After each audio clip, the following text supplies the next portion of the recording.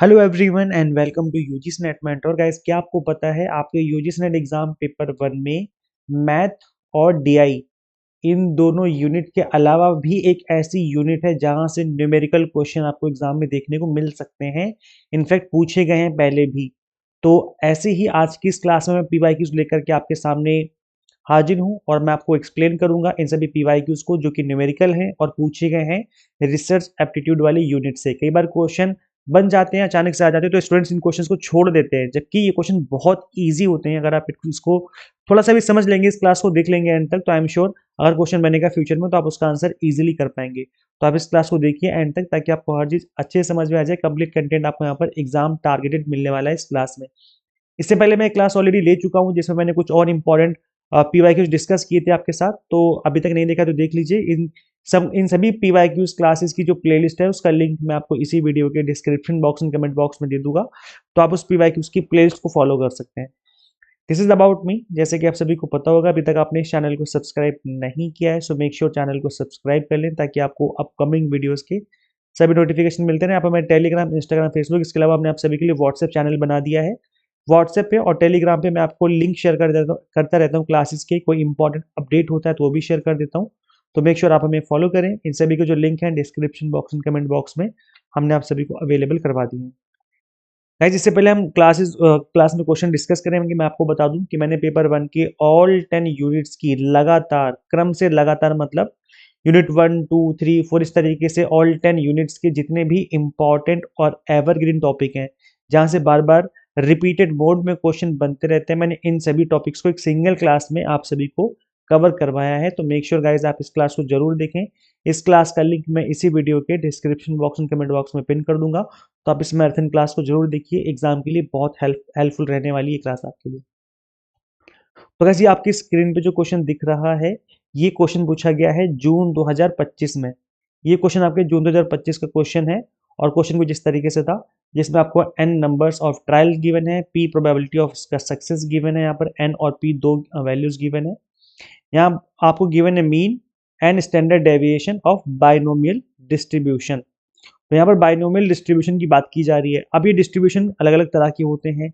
Poisson distribution हो गया, binomial distribution हो गया, नॉर्मल डिस्ट्रीब्यूशन हो गया, अलग अलग तरह के डिस्ट्रीब्यूशन होते हैं। तो इतना डिटेल में नहीं जाएंगे, बिकॉज आई एम श्योर अगर आपका रिसर्च बैकग्राउंड नहीं है, जैसे अगर आप BA MA करके आए हो, तो आई एम श्योर कि शायद आपको इतना नॉलेज ना हो इन सभी डिस्ट्रीब्यूशन की।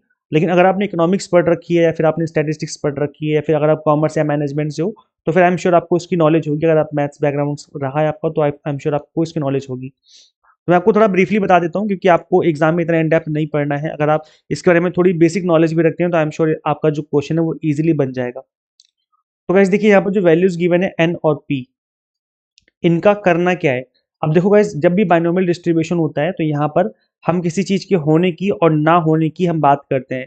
किसी चीज के होने की और किसी चीज के ना होने की। जैसे सपोज करो मैं बोलूं कि हेड आएगा, मैंने सिक्का उछाला और मैंने कहा कि हेड आएगा, और आपने बोला नहीं सर टेल आएगा। तो प्रोबेबिलिटी किसी चीज के होने की यहाँ पर कितनी हो गई, 0.5। मतलब हाफ चांस है कि हेड आ जाएगा। तो किसी चीज के ना होने की कितनी हो जाएगी, 1 - p कर दूंगा मैं। तो क्यू की वैल्यू निकल के आ जाएगी, है ना। तो क्यू की वैल्यू हमने कैसे निकाली, 1 - 0.5 करके। जो होने की थी उसको हमने माइनस कर दिया 1 से, तो ना होने की प्रोबेबिलिटी हमें पता चल गई। तो ये जो पी और क्यू है, ये किसी चीज के होने ना होने की प्रोबेबिलिटी होती है। तो ये पी और क्यू जो यहाँ पर जो पी गिवन है, ये किसी चीज के होने की है, तो क्यू क्या हो जाएगा, यहाँ पर क्यू हो जाएगा 0.6। और यहाँ पर जैसे पी गिवन है 0.6, तो यहाँ पर क्यू क्या हो जाएगा 0.4, क्योंकि हमने सिर्फ 1 में से माइनस तो करना है। भाई जो 0.6 गिवन है इसको 1 से माइनस करना है, तो 0.4 आ गया, है ना। तो अगर एक वैल्यू आपको गिवन है, यानी p गिवन है, तो q पता लगा लोगे, q पता है तो p पता लगा लोगे। जैसे p है 0.5, तो q क्या हो जाएगा, यहाँ पर 0.5 हो जाएगा। 1 में से माइनस कर दिया हमने इसको। ऐसे अगर p 0.4 है तो यहाँ पर q क्या हो जाएगा, 0.6 हो जाएगा, 1 में से माइनस कर दिया। तो इस तरीके से हमने q की वैल्यू पता लगा ली। अब हम यहाँ पे q की वैल्यू क्यों पता लगा रहे हैं, क्योंकि हमें यहाँ पर पता लगाना है स्टैंडर्ड डेविएशन, कि भाई इन वैल्यू से किसकी वैल्यू जो है वो स्टैंडर्ड डेविएशन की निकल के आएगी, ये वाली। और जो पहली वैल्यू गिवन है मीन, यहाँ जो गिवन है, यानी कि इस साइड जो गिवन है ये मीन गिवन है, औसत। और स्टैंडर्ड यानी मानक विचलन आपको यहाँ पे गिवन है। हमें पता लगाना है इन वैल्यूज के थ्रू कि किसकी कौन सी वैल्यू है। तो इसलिए अब मैं आपको ना इसकी फॉर्मूले बता देता हूँ, तो आपको आराम से समझ में आ जाएगा। देखो गाइस फॉर्मूला क्या होता है इसका, जब हम बात करते हैं मीन की, अगर हम बात करें बाइनोमियल डिस्ट्रीब्यूशन की मीन निकालने की, तो मीन कैसे निकाला जाता है? मीन निकाला जाता है एन इंटू पी करके। कैसे? एन इंटू पी करके। भाई जो वैल्यूज गिवन है इनकी मल्टीप्लाई कर दो, बस मल्टीप्लाई करना है, सिंपल, आपका मीन निकल के आ गया। यही फॉर्मूला है, अगर आपने इतना भी समझ लिया, सीख लिया, तो आप उसका आंसर, इसका आंसर आराम से निकाल लोगे। आई एम श्योर गाइज आपको स्टैंडर्ड डेविएशन निकालने की जरूरत तक नहीं पड़ेगी, आप मीन से ही इस क्वेश्चन का आंसर निकाल दोगे। तो चलो हम एक बार ट्राई करते हैं। जैसे कि मैंने बताया कि मीन जो होता है, मीन का फॉर्मूला क्या होता है? एन इंटू पी, बस इतना ही करना है। तो हमें मल्टीप्लाई करनी है, एन इंटू पी की मल्टीप्लाई करनी है, यानी कि 5 मल्टीप्लाई बाय 0.4, तो कितना हो जाएगा? 5 चौके 20, यानी कि 2.0। भाई मल्टीप्लाई करोगे तो 2.0 हो जाएगा ना। अब देखेंगे 2.0 यहाँ पर है, यानी कि फर्स्ट का जो ऑप्शन है वो सेकंड हो जाएगा, यानी ए का जो है सेकंड हो जाएगा, और ए का सेकंड यहाँ पर भी है, मतलब सेकंड और थर्ड इसका आंसर नहीं हो सकते। चलो एक और चेक कर लेते हैं हम लोग, बी की वैल्यू देख लेते हैं। अब यहाँ पर एन एन मल्टीप्लाई पी में करेंगे तो 6 6 36 होता है, तो 36 आ गया, और हमें एक पॉइंट लगाना पड़ेगा बिकॉज यहाँ पर 0.5 में 0.6 में पॉइंट है यहाँ पर, है ना, तो 3.6 आ गया। अब देखेंगे 3.6 केवल यहाँ पर है, यानी कि बी का हो जाएगा फोर्थ, और हमने देखा देखा कि बी का फोर्थ केवल यहीं पर है ना, और बी का फोर्थ यहाँ पर नहीं, बी का थर्ड है यहाँ पर, तो ये आपका ऑप्शन नहीं हो सकता, ये वाला ऑप्शन हो जाएगा, यानी कि ऑप्शन नंबर फोर्थ हो जाएगा राइट आंसर। आगे देख लेते हैं, 8 पंजे 40 होता है, तो ये हो जाएगा आपका 40, ये रहा, और 7 चौके 28 होता है, तो 7 चौके 28 ये रहा। इस तरीके से आप इसका मैच करके इसका आंसर निकाल सकते थे। बहुत इजी क्वेश्चन था, बस सिंपल मल्टीप्लाई करना है। 5 चौके 20 किया, ये रहा, 6 36 किया, ये रहा, 8 45 किया, ये रहा, 7 चौके 28 किया, ये रहा, बस खत्म। इतना मतलब ये लगा लो 10 सेकंड से भी कम टाइम लगेगा इस क्वेश्चन का आंसर निकालने में। लेकिन देखो देखने में कितना डरावना लग रहा है इसको, ये क्वेश्चन दिखने में लग रहा है कि पता नहीं क्या पूछ दिया हमसे, हम कैसे कैलकुलेट करेंगे, बहुत टफ क्वेश्चन है, लेकिन ऐसा बिल्कुल भी नहीं है, बहुत इजी क्वेश्चन है। इसलिए मैं कह रहा हूँ अगर आप आपने ये क्लास देख ली, बेसिक सीख लिए, तो आई एम श्योर आप क्वेश्चन बनेगा एग्जाम में, आप उसका आंसर कर पाएंगे। जो अगर हम बात करें स्टैंडर्ड डेविएशन की, तो स्टैंडर्ड डेविएशन निकालने का जो फॉर्मूला होता है, ये होता है अंडर रूट में एन पी क्यू, तीनों की मल्टीप्लाई करनी होती है। तो यहाँ पर एन की वैल्यू 5 है, अंडर रूट में 5 है, मल्टीप्लाई बाय पी, पी की वैल्यू 0.4 है, 0.4 हो गई, है ना, under root multiply by Q, और क्यू मैंने बताया कि क्यू कैसे निकालते हैं हम लोग, क्यू निकालते हैं हम लोग 1 माइनस पी करके। तो यहाँ पर पी की वैल्यू 0.4 गिवन है, तो हमने 1 माइनस 0.4 किया तो 0.6 आ जाएगा, है ना, तो यहाँ पर लिख देंगे 0.6। अब बस इसकी मल्टीप्लाई करो और अंडर रूट निकाल दो, तो हो जाएगा 5 के 20, मतलब 2.0 हो गया, और 0.6, तो ये जगह 6 दूना 18, यानी कि 1.8 अंडर रूट में। अब इसको सॉल्व करना पड़ेगा, तब आपको पता लगेगा कि यहाँ पे कितनी वैल्यू निकल के आ रही है। तो वैसे मैं बता दूंगा इसकी इतना डिटेल में जानने की जरूरत नहीं है, अगर आपको मीन पता लगा लिया आपने, जैसे कि मैंने मल्टीप्लाई करके पता लगा लिया था, तो आप उसका आंसर निकाल सकते हो, स्टैंडर्ड डेविएशन निकालने की जरूरत ही नहीं पड़ी। अच्छा मैं एक बात और मेंशन कर दूं, क्योंकि एग्जाम में कैलकुलेटर तो अलाउड ही नहीं है, तो इतना ज्यादा कॉम्प्लेक्स आपको वैल्यू निकालने की जरूरत भी नहीं पड़ेगी। एग्जामिनर को भी पता है कि एग्जाम में टाइम, एग्जाम जो है लिमिटेड टाइम के लिए होता है, और बच्चे कैलकुलेट करने बैठेंगे तो बहुत दिक्कत आएगी, तो इसलिए ज्यादा कॉम्प्लेक्स कैलकुलेशन नहीं दी जाती है आपको, और अगर ये कॉम्प्लेक्स कैलकुलेशन दे भी दी गई तो साथ में आपको मीन की वैल्यू गिवन है, ताकि आप सिंपल मल्टीप्लाई करके उसका आंसर निकाल सको। तो थोड़ा ट्रिक होती है, मतलब जो एग्जामिनर है वो आपके दिमाग के साथ खेलना चाह रहा है, वो आपको सिर्फ प्रेशर में डालना चाह रहा है, जबकि इसका आंसर निकालना सेकंडों का खेल है, लेकिन बस आपको प्रेशर देना चाह रहा है एग्जामिनर, बस इतना, इतनी सी बात है। तो ये है, बाकी यहाँ पर आप सब आपके सामने दिख रहा होगा। अच्छा यहाँ पर मैंने एक गड़बड़ कर दी थी अभी, ये 500 के 20 तो किया था हमने, अंडर रूट में जो निकाल लेते हैं हम, 5 मल्टीप्लाई बाय 0.4 मल्टीप्लाई बाय 0.6, तो 500 के 20 तो हो गया, और 0.6, 6 दूना 12 होगा ना, मतलब 1.2 की निकाली थी मैं वैल्यू, 1.8 की नहीं। तो थोड़ा सा इस तरीके से कैलकुलेशन आपको करना पड़ेगा एग्जाम में, अगर आपने गड़बड़ करी तो फिर दिक्कत हो जाएगी। अच्छा यहाँ पर आप देख सकते हो, मैंने यहाँ पर देख के आपको बताया है कि एसडी निकालने का, ये जो है एसडी इस तरीके से निकाल रखा है, तो आप एक बार गो थ्रू कर लेना। वैसे एसडी की जरूरत पड़ेगी नहीं, स्टैंडर्ड डेविएशन निकालने की कोई जरूरत नहीं है, आप सिर्फ मीन से आंसर निकाल सकते हो। तो जैसे कि मैंने बताया कि एग्जामिनर आपको प्रेशर में डालना चाह रहा है, बस आंसर आपका बहुत जल्दी निकल जाएगा सेकंडों में। एक क्वेश्चन और देखते हैं इस फटाफट से, ये भी आपका एग्जाम में पूछा हुआ क्वेश्चन है, अभी जून 2025 में पूछा गया था क्वेश्चन आपके पेपर 1 में, ये आपका यूजीसी नेट पेपर 1 का क्वेश्चन है, जून 2025 का ही क्वेश्चन है। ये आपके सामने जो मैंने क्वेश्चन लगा रखा है, ये क्वेश्चन पेपर का स्क्रीनशॉट है, ये मैंने अपनी तरफ से नहीं लिखा क्वेश्चन, ये स्क्रीनशॉट है उस क्वेश्चन पेपर का।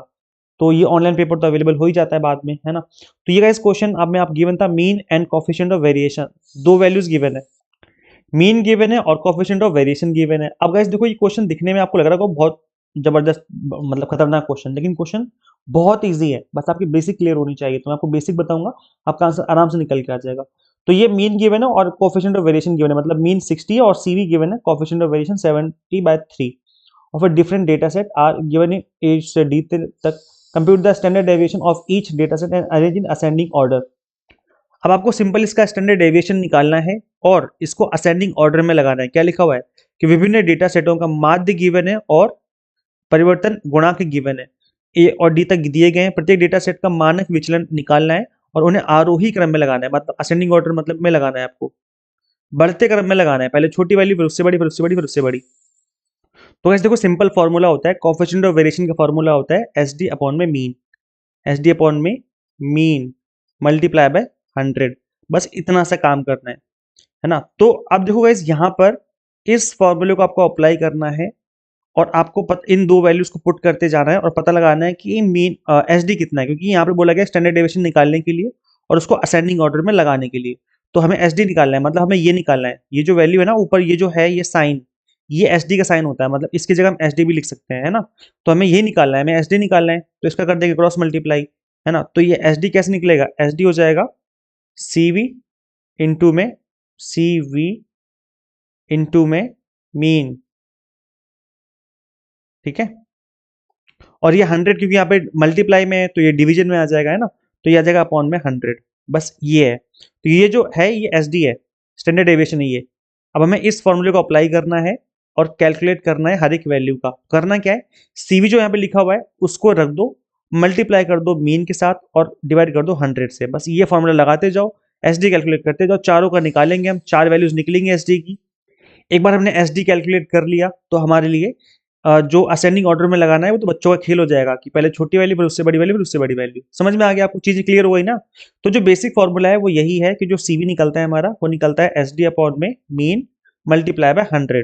अब हमें क्योंकि एस डी निकालना है तो एस डी क्या हो जाएगा, एस डी हो जाएगा सीवी इंटू में मीन अपॉन में 100। बस इतना सा खेल है, बस इसका फॉर्मूला लगाते जाओ और कैलकुलेट करते जाओ। तो याद कर लो इस फॉर्मूले को, बिकॉज इससे रिलेटेड क्वेश्चन आपको एग्जाम में फिर फ्यूचर में भी देखने को मिल सकता है।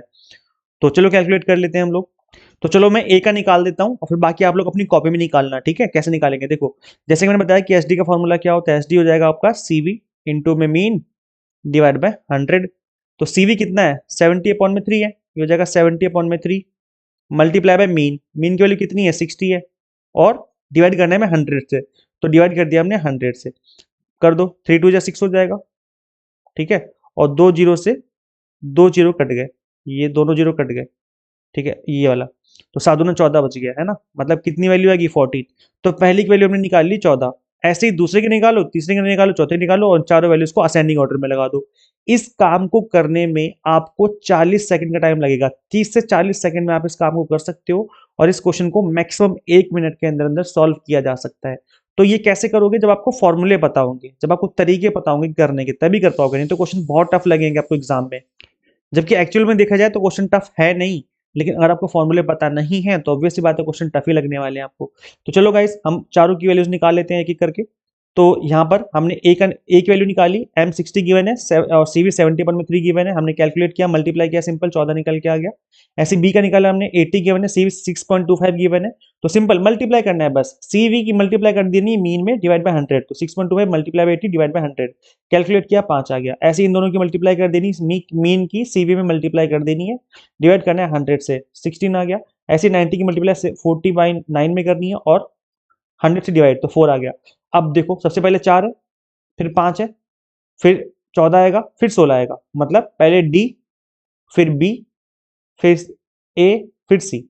तो डी बी सी हो जाएगा, डी बी नहीं डी बी ए सी हो जाएगा, है ना, डी बी ए सी। तो ये हो जाएगा आपका डी बी ए सी, डी बी ए सी, डी बी ए सी, ऑप्शन नंबर थर्ड। तो इस चीज को करने में आपको 1 मिनट से भी कम का टाइम लगेगा अगर आप इस चीज को समझ लेते हैं और एग्जाम में इसको अप्लाई करते हैं। नेक्स्ट क्वेश्चन देखो आपकी स्क्रीन पे, अब देखते हैं कि कितने कैंडिडेट्स इस क्वेश्चन को कर पाते हैं। अब चेक कर रहा हूं मैं, देखता हूं कि मैं आपको कितना समझा पा रहा हूं। तो अब आप इस क्वेश्चन को सॉल्व करिए फटाफट से अपनी कॉपी में, अभी अभी करना है, बिल्कुल आपसे बोल रहा हूँ, कॉपी पेन निकालो, सॉल्व करो इस क्वेश्चन को। अब मुझे कमेंट में बताओ, कमेंट कर दो अभी सॉल्व करते कि इसका राइट आंसर क्या है, जल्दी से कमेंट करो। चलो देखते हैं कितने स्टूडेंट्स कर पा रहे हैं। क्वेश्चन है the mean of A distribution जो है 50 है, मतलब आपको मीन गिवन है, आपको माध्य गिवन है 50, ठीक है। वीडियो को पॉज कर लो, आप चाहो तो वीडियो को पॉज करके इसको सॉल्व कर लो, खुद से सॉल्व करो और देखो क्या आप इसको सॉल्व कर पा रहे हो। तो मीन गिवन है, मीन हमारा 50 हो गया एंड स्टैंडर्ड डेविएशन आपको गिवन है 10। आपको एसडी गिवन है, इस बार क्या गिवन है, एसडी गिवन है। और आपको बोला गया कि कोएफिशिएंट ऑफ वेरिएशन कितना होगा। सोचो कितना इजी क्वेश्चन है। अगर आपने ऊपर वाला क्वेश्चन समझ लिया था अभी मुझसे, तो आप इस क्वेश्चन का आंसर बहुत इजीली निकाल सकते हो। फटाफट से निकाल के और कमेंट कर दो कि कितना होगा। तो सीवी का फॉर्मूला क्या होता है, सीवी का फॉर्मूला होता है एसडी अपॉन में मीन मल्टीप्लाई बाय 100, सिंपल है। एसडी की वैल्यू कितनी है 10 और आपका मीन की वैल्यू कितनी है 50 मल्टीप्लाई बाय 100, है ना। तो 50 दूना हो जाएगा 200 और 10 दूना 20, 20 निकल के आ गया। तो कितना आ गया ए 20%। आई होप आपको समझ में आ गया है। इसी तरह के ये आपका पीवाईक्यू क्वेश्चन एग्जाम में पूछा हुआ क्वेश्चन है, इसी तरह के क्वेश्चन आपको एग्जाम में देखने को मिलने वाले हैं। तो आई एम श्योर अगर आप क्वेश्चन बनेगा एसडी से रिलेटेड, कोएफिशिएंट ऑफ वेरिएशन से रिलेटेड, तो आप इसका आंसर कर पाएंगे बिकॉज अब आपको फॉर्मूला पता है। तो फॉर्मूला अगर आपको एक बार याद हो गया तो आई एम श्योर आप उसका आंसर इजीली कर पाएंगे। यहाँ पर मैंने सॉल्व करके भी बता दिया है, आप चाहें तो वीडियो को पॉज करके कर सकते हैं। बाकी आप मुझे कमेंट करके बताना जरूर कि क्या आपने सॉल्व कर लिया था, इसका आंसर आपने निकाल लिया था, खुद से नहीं निकाला था। नेक्स्ट क्वेश्चन देख लेते हैं। ये गाइस देखो न्यूमेरिकल क्वेश्चन आपके रिसर्च एप्टीट्यूड का क्वेश्चन है, या आप मैथ का भी कह सकते हो। ये आपकी मैथ वाली यूनिट से भी इस तरह के क्वेश्चन बन जाते हैं बिकॉज ये एवरेज का क्वेश्चन है। तो ये आपका मैथ वाली यूनिट से भी आप या फिर रिसर्च भी कह सकते हो, क्योंकि यहाँ भी इस तरह के कुछ क्वेश्चन है वो बनते हैं, क्योंकि मीन जो है आपका रिसर्च में भी यूज होता है। तो mean score of 50 students in a test was 72। बाद में पता चला कि एक स्कोर को गलती से 98 पढ़ लिया गया था, जबकि ये 98 था, जबकि इसको 89 पढ़ लिया गया। तो करेक्ट मीन बताना है। तो जब भी ऐसा क्वेश्चन आए तो सबसे पहला काम क्या करना है, सबसे पहले आपको मीन का फॉर्मूला पता होना चाहिए था। मीन का फॉर्मूला होता है sum total of values divide by number of item, है ना। तो सम कितना है, सो यहाँ पर ये बोला गया है कि जो टोटल सम हम पता लगा सकते हैं कैसे, मल्टीप्लाई करके। तो सम निकल जाएगा मीन मल्टीप्लाई बाय एन, है ना। तो मीन की वैल्यू कितनी है, मीन ऑफ स्कोर 50 स्टूडेंट्स, तो 50, तो नंबर हो गया 50 बच्चों का। मीन कितना है 72 है, 72। तो सबसे पहले गलत मीन निकाल लो, इसको मल्टीप्लाई करो 0, 5 2 10 का 0 असर लगेगा 7 पंजे 5 7 35 और 36, 3600 हो गया। हमने टोटल निकाले कि सम इतना है। अब इस 3600 में जो सही है 98 सही है उसको ऐड कर दो, और जो गलत है मतलब हमने गलती से गलत पढ़ लिया था उसको हटा दो, तो हमें सही वैल्यू पता चल जाएगी। अब यहाँ से जो सही वैल्यू निकलेगी उसको हम डिवाइड कर देंगे किससे, 50 से। तो जो भी यहाँ पर वैल्यू निकल के आएगी प्लस और माइनस करके इन दोनों को, उसको हम डिवाइड कर देंगे 50 से and you will get the answer. तो इनको ऐड करने पे और माइनस करने पे आ रहा है 3609, 3609 आ रहा है, और 50 से कर देंगे हम सिंपल डिवाइड। तो ये आपका निकल जाएगा 72.18, है ना। तो ये हो जाएगा आपका ऑप्शन नंबर डी। तो गाइस इस तरीके से क्वेश्चन आप अगर बनेगा एग्जाम में, इस तरीके से मीन का जो कि करेक्ट मीन निकालेगा, तो आप आई थिंक इसका आंसर भी निकाल पाएंगे इजीली। अब ऐसे ही एक कंबाइंड मीन का क्वेश्चन भी एग्जाम में बन जाता है कई बार। ये भी गाइस आपका यूजीसी नेट का पीवाईक्यू का क्वेश्चन है। तो 40 स्टूडेंट्स की क्लास में एक एवरेज मार्क्स बताया गया मैथ का 65 है और स्टैटिस्टिक्स का बताया गया 70 है। तो कंबाइंड मीन निकालना है। तो कंबाइंड मीन का सिंपल सा फॉर्मूला है, पहले जो मैथ्स का है जो वैल्यूज है उसको मतलब 65 मल्टीप्लाई बाय 40 कर दो, सम टोटल पता चल जाएगा कि मैथ का टोटल कितने हैं। फिर स्टैटिस्टिक्स का निकाल लो, 70 मल्टीप्लाई बाय 40 कर दो बिकॉज 40 बचे हैं, और डिवाइड कर दो 40 और प्लस 40 से, क्योंकि यहाँ पर दोनों ही जो टोटल नंबर ऑफ कैंडिडेट्स हैं उससे हम डिवाइड कर देंगे दोनों ही मीन को। तो वैसे देखो यहाँ पर सिंपल सा मैंने यहाँ पर फॉर्मूला लिख दिया आप सभी के लिए। तो यहाँ पर जो n1 है यानी कि जो पहला मैथ है उसका मीन, और फिर यहाँ पे स्टैटिस्टिक्स है उसका मीन, और divide by n plus n2। तो जो मैथ है 65 टोटल मीन है, 40 बच्चे हैं तो 2600 निकल के आ गया। ऐसे स्टैटिस्टिक्स का निकाला हमने, 70 मीन है, 40 बच्चों का 2800 निकल के आ गया। तो इन दोनों का टोटल करेंगे हम, 5400 आ गया। और 5400 जो है उसको हम डिवाइड कर देंगे किससे, इन दोनों के नंबर से। तो हमने मैथ का 40 बच्चे थे और हमारे स्टैटिस्टिक्स के भी 40 बच्चे थे, बस डिवाइड कर दो, टोटल 80 हो जाएगा नीचे, बस 80 से डिवाइड कर दो इसको, 67.5 आ गया। तो इस तरीके से कंबाइंड मीन भी निकाल सकते हो। ये कुछ न्यूमेरिकल क्वेश्चन है जो कि आपको देखने को मिल जाते हैं एग्जाम में। आई होप आपको समझ में आ गया होगा। अच्छा गाइस देखो अब यहाँ पर एक क्वेश्चन मैं आपको बता रहा हूँ, ये भी आपका यूजीसी नेट का क्वेश्चन है, अभी जून 2025 में ही पूछा गया क्वेश्चन है आपका। तो ये पूछा गया था कि international day of biological diversity कब मनाया जाता है। अब आप लोग मुझसे कहते हो कि सर करंट अफेयर्स पे क्वेश्चन नहीं आते, ये करंट अफेयर ही है भाई।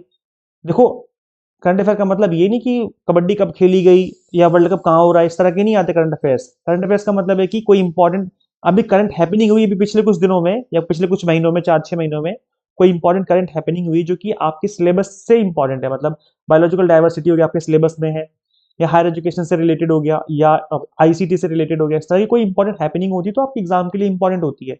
तो इसीलिए अब ये गाइस देखो, इस क्वेश्चन का आंसर कैसे कैसे करेंगे आप लोग, बताओ मुझे।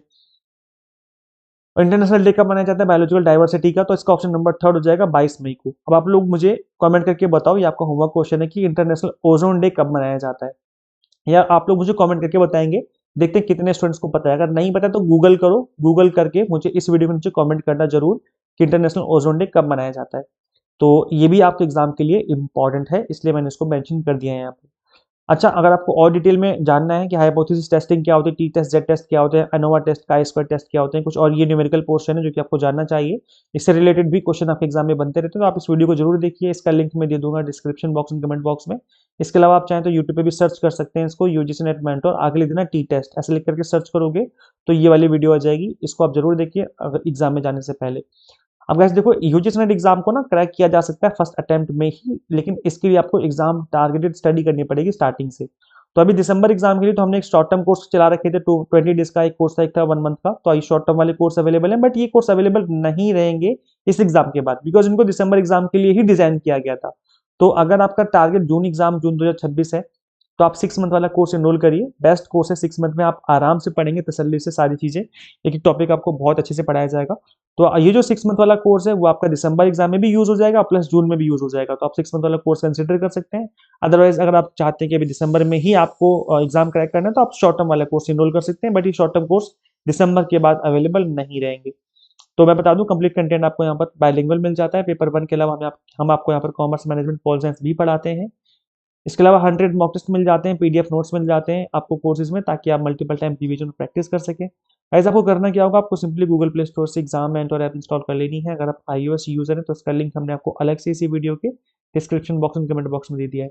Share this video with all UGC net aspirants and subscribe for UGC net update and assistant professor job related updates. Guys, video को बनाने में बहुत मेहनत लगती है, तो आप इस वीडियो को लाइक करके शेयर जरूर करें उन सभी फ्रेंड्स के साथ जो भी यूजीसी नेट की प्रिपरेशन कर रहे हैं, ताकि ये वीडियो सभी तक पहुंचे और सभी लोग इस चीज़ का एडवांटेज ले सकें। मिलते हैं फिर नेक्स्ट वीडियो में। Thank you.